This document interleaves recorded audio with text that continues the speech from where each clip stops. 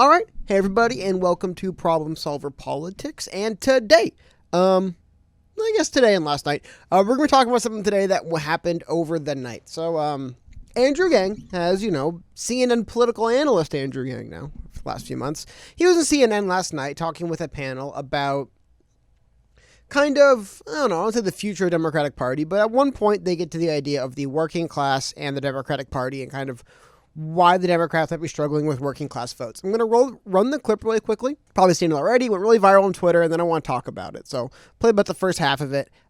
This is from CNN, clipped by our friends over at the Matt Skidmore show. So let's check this out. Democrats don't do a good job of speaking to working class people. What do you say to that? You're supposed to be fixing that. I had that experience countless times on the trail, Don, where I would say, hey, I'm running for president to a truck driver, retail worker, a waitress in a diner, and they would say, what party? And I say Democrat, and they would flinch, like I'd said something really negative, or I just had turned another color or something like that. And there's something deeply wrong when working class Americans have that response to a major party that theoretically is supposed to be fighting for them. So you have to ask yourself, what has the Democratic Party been standing for in their minds? And in their minds, the Democratic Party, unfortunately, has taken on this role of the coastal urban elites who are more concerned about policing various cultural issues than improving their way of life that has been declining for years. And so if you're in that situation... So there we go. This is a bit longer. I'll have the link so you can watch the whole clip and some more of the stuff he was talking about. But anyways, that was the big gist of it. Just kind of reaffirms that with some more. Now, I don't know about you guys watching. I agree with that 1,000%. And Andrew Yang, who literally drove around the country speaking to people for years as well. Now, what's been not interesting, but to be expected, has been some of the responses to this, and overwhelmingly positive, by the way. I mean, this video has almost 5 million views on Twitter. Overwhelmingly positive. However, like everything, I guess, you have to have the people that show up and just prove Andrew Yang right. So we'll go through, and Andrew Yang has had haters forever. I honestly don't know why. The only reason I can see Andrew Yang haters is because he's challenging the establishment. So if you're pro-establishment, you're not going to like Andrew Yang. But check out some of these hate retweets, and then we'll go through and look at some of the numbers a little bit into, is Andrew Yang on the right track? Again, I believe 10,000% exactly what he said is correct, but we'll go through. So we have one here from a David M. Perry, who is a journalist and historian. What do you know? Good morning. Andrew Yang is a multimillionaire from New York, living in New York, which locates him on a coast and makes him extraordinarily elite. To use coastal elite is to regurgitate a GOP talking point that, in fact, replicates, in fact, I'm believing, bigotry. And then here's my, I'm totally well-adjusted and balanced 9-tweet thread about Andrew Yang saying the Democratic Party has lost touch with middle America. Which, by the way, you look at the electoral map and it kind of looks like that a little bit, you know? Check out some more, though. And then we'll get into some again. Oh, Mehdi Hassan. Here we go. Is he CNN? NBC. Sorry. Apologize. NBC, MSNBC. So the great Comcast network, I believe. Have the Dems done enough for working people? Of course not. But so much wrong here. Conflation of working class with white working class, which Yang didn't do. This guy did. No mention of GOP who have done so much to screw over workers. No mention of how Dems are running on $15 minimum wage, COVID relief, etc. Dude, This is one of the reasons why this election, I did a stream last night calling this the nightmare scenario for Dems. Pending these Senate elections in January, dude, if the Republicans win these 2 Senate elections in Georgia in January, it means the Democrats lost the election. It means Trump lost and the Democrats lost. Now, because Trump lost, Biden's president, but the voters top to bottom, or not top to bottom. Everything under Biden, voters said, yeah, I don't like the Democratic Party. What the hell are they doing for me? Everyone kept saying basically what Andrew Yang was saying to them. The voters were, at least. This is a party that cares about policing cultural issues and my thoughts. They don't care about making my life better. But hey, we're just gonna keep getting people leaning into it, I believe. Here's another one. 90% of black working class voted for Biden, as did the vast majority of working class POC. Miami Cubans the exception. Say poor rural white instead. Say with emphasis that's the one group that consistently does not vote blue.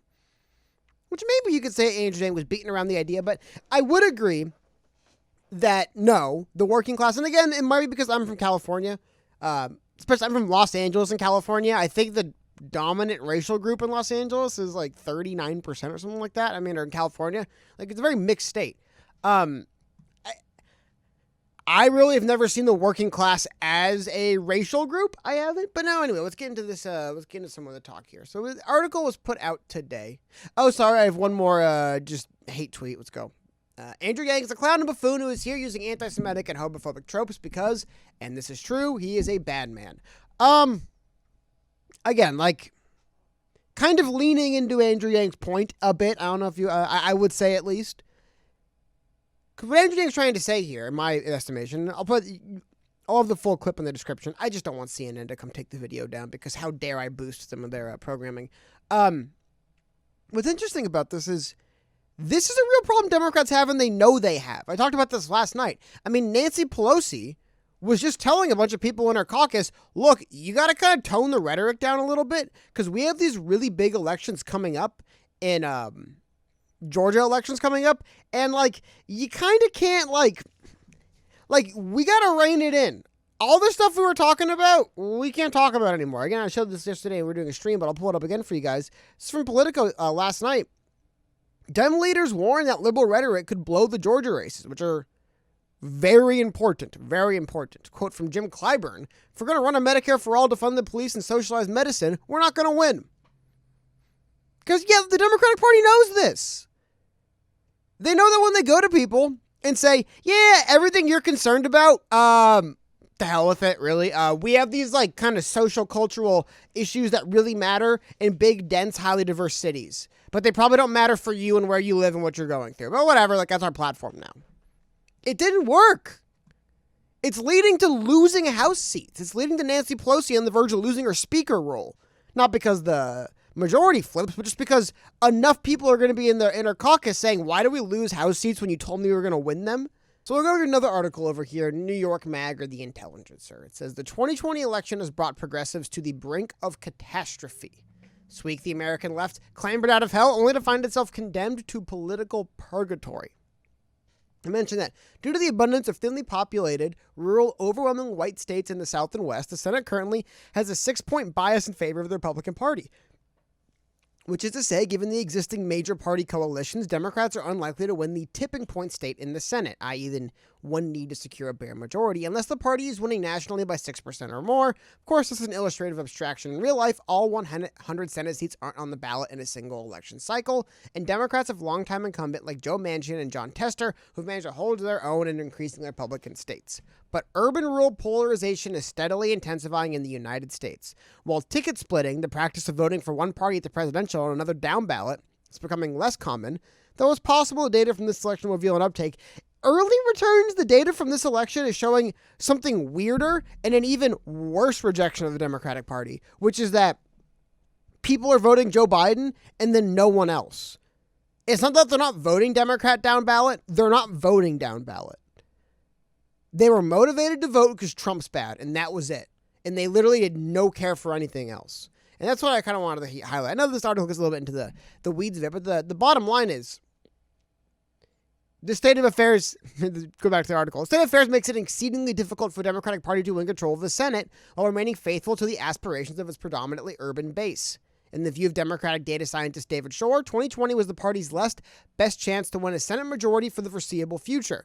Red state incumbents Joe Manchin, Jon Tester, and Sherrod Brown held on to their seats at 18, but with the help of a historically Democratic national environment. But they are unlikely to be so lucky when they are on the ballot again in 2024.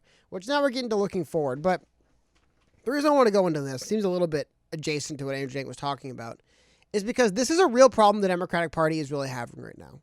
They are not reaching out to voters in more rural areas, I guess one way of putting it, at all. There's a lot of voters in the working class, you could say, that look at the Democrats as the party of California and New York, and they have their little social pet issues, and and they don't really care about anything else. I'm not saying that as like a disparaging way. I'm just saying that is the view people have.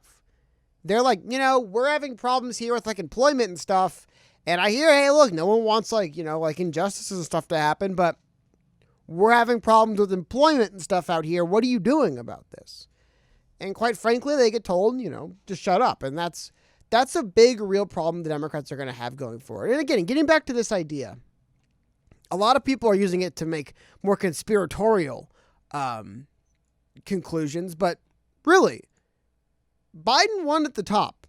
Dems lost down ballot. like crazy. And a lot of the reasons why they were losing down ballot is because they weren't even getting support down ballot. Like, it was like Biden and then just didn't vote. They wouldn't vote anyone else because they didn't care. The Democrats had a single message that resonated with people. Trump bad. Get rid of the orange meanie. They had no other message that resonated. And if the Democratic Party doesn't acknowledge this, the way Andrew Yang kind of tried to, like always, Andrew Yang's always the person trying to push them and prod them and say, hey guys, maybe you should pay attention to how people actually think and actually feel and not just how the journalists tell you they will and how they do. Because it doesn't work. He's right. To quote Andrew Yang, in the minds of the working class, the Democratic Party, unfortunately, has taken on this role of the coastal urban elites who are more concerned about policing various cultural issues than improving their way of life. I can't disagree with them. If you disagree, let me know in the comments. But really, I mean, if the Democratic Party wants to kind of get their act together and acknowledge this and take this serious, they have a chance of making some gains. If the Democratic Party doesn't, and they want to do what some people are doing, and they're sticking their heads in the sand and saying, well, if they're just big meanies, we don't want them anyway. All right, well, I guess you don't want the Senate. I guess you don't want the House in a couple years.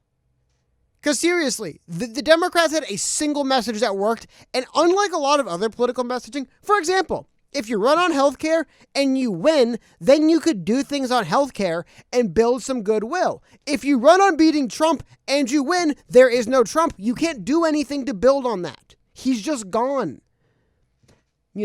If you run on pulling the troops out of the Middle East, or if you run on sending troops to the Middle East, when you win, you could do those things. You could pull the troops back. You can send them there. When you run on the orange meanie's got to go, the orange meanie's gone. Now you have to build a new platform, and they lost on that platform. So hopefully, I'm hoping Andrew Yang has a seat at the table when they do the, cabinet, or just they start appointing some of these serious positions.